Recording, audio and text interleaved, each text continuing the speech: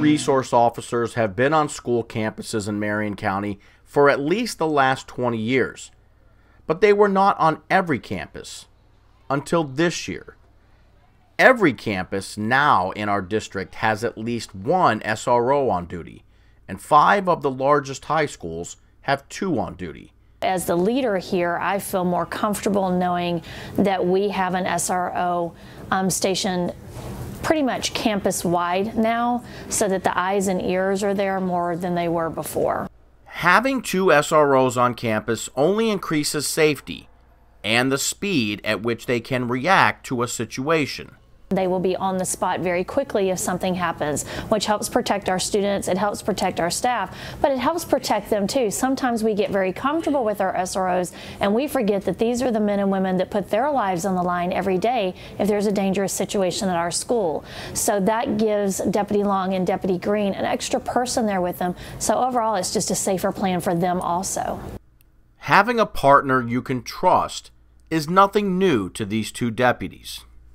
For those who've never walked in our shoes, when you're going into a house or going into a classroom and you have no idea what's on the other side, what the threat is, there is a peace of mind knowing that, hey, my partner is right behind me and he gives me the squeeze to go in and we're going in no matter what happens. Not only do these deputies monitor the hallways, they also ride around in their patrol cars to keep their presence up.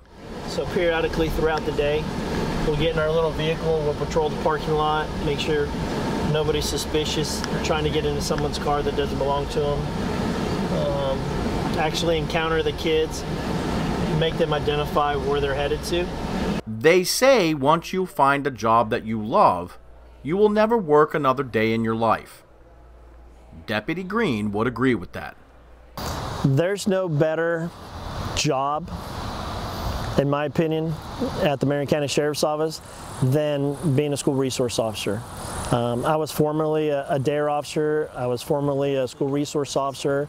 Last year I was a resource officer at Dunellen Middle School, and I saw just how I was able to change the perception of a lot of students' attitude towards law enforcement. And hopefully I can do that here also with let the students know we're here, we have a job to do, our primary job is safety, and then our secondary job is basically trying to mentor some of these children who may not have that positive, say, positive male role model or positive figure in their family network, to hopefully put them in the right direction. It's that relationship that makes me enjoy our SROs that much more. Makes them a valued member of our staff as well as a member of our law enforcement. They do step up. They're out continuously talking to students, mentoring students, advocating for students. Whenever students make bad decisions, very often that's the first person that they see. And the compassion along with the professionalism that Deputy Green and Deputy Long shows is what builds that relationship. And as the school leader, I'm extremely thankful for their calling to be a mentor to our students every day. You don't have to have contact with these deputies to appreciate why they are there and the job they are doing. I mean, I haven't personally interacted with them, but I mean, if I see them, they're always like friendly and they say hey and they ask what's going on and like how your day was. So like they really do care about us kids.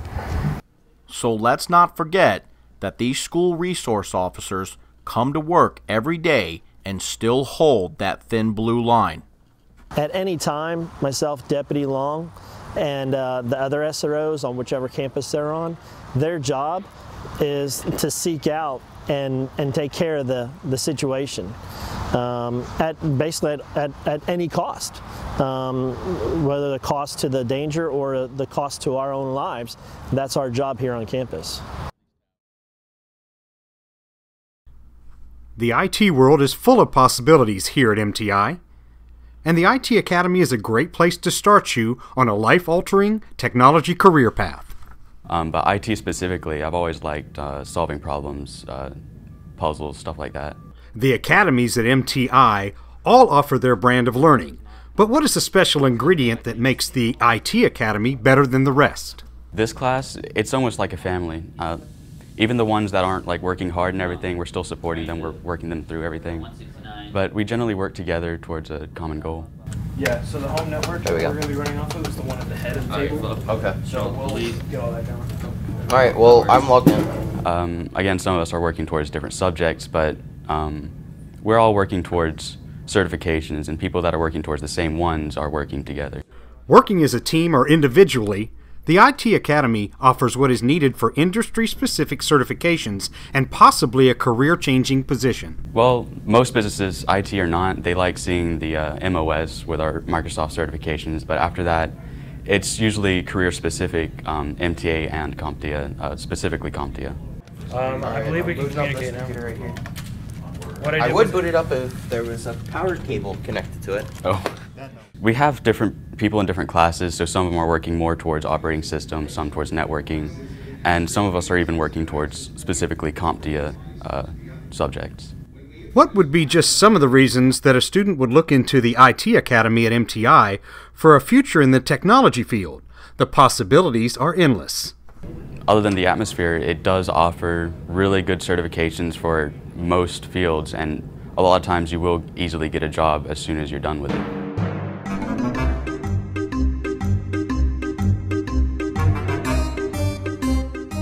Our planning this year is expecting to double the number of students that we had last year. Last year's numbers were just over 1,000. We are planning to be able to serve over 2,000 students and their families this year. This year, with the literacy theme, we have many schools, organizations, and clubs that are actually doing different activities for the children.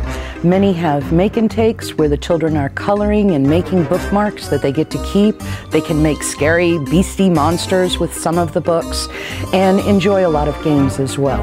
The rooms that the students will be visiting are going to be set up by theme. So you might walk into a room that's focused on pumpkins, and so there'll be books that'll be hosted that have to do with pumpkins. You may walk into a room that's all about Harry Potter. We have some that will be focusing on monsters and goblins, but it's all going to be in fun, and it will all be around literacy.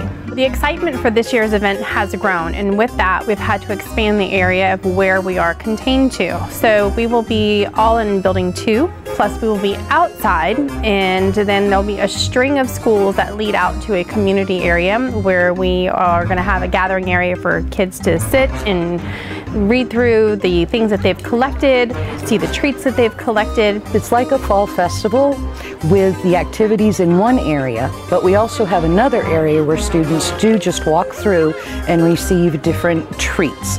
Now, keeping in mind that some of those treats aren't just candy. There's a lot of different stickers and rings and pencils for those that are worried about what their child might eat for Halloween.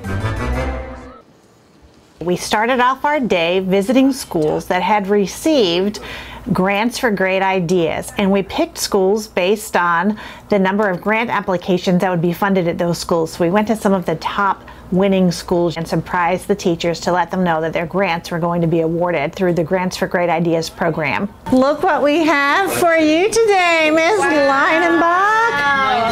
This is the second year in a row we've been here with a big check for Oakcrest. Awesome. So the Public Education Foundation, we're excited to support Oakcrest Elementary School through Grants for Great Ideas, and we're excited to support the great ideas that you and your staff have. Ours was for Literacy Land. It's our reading corner in the library, or not library, in the cafeteria, so students can make use of their lunchtime. Instead of socializing and causing noise, they can use that time to work on their literacy skills. The Public Ed Foundation used to give out grants in smaller dollar amounts, but my board of directors and the grant reading committee decided a couple of years ago they would rather give out fewer grants but at a larger dollar amount, because they really want the grants to be something substantial for change in classrooms and schools. Thank you, it's much appreciated. You are very welcome. Great, because we've got a parent meeting tonight actually about the Peterson Smith project.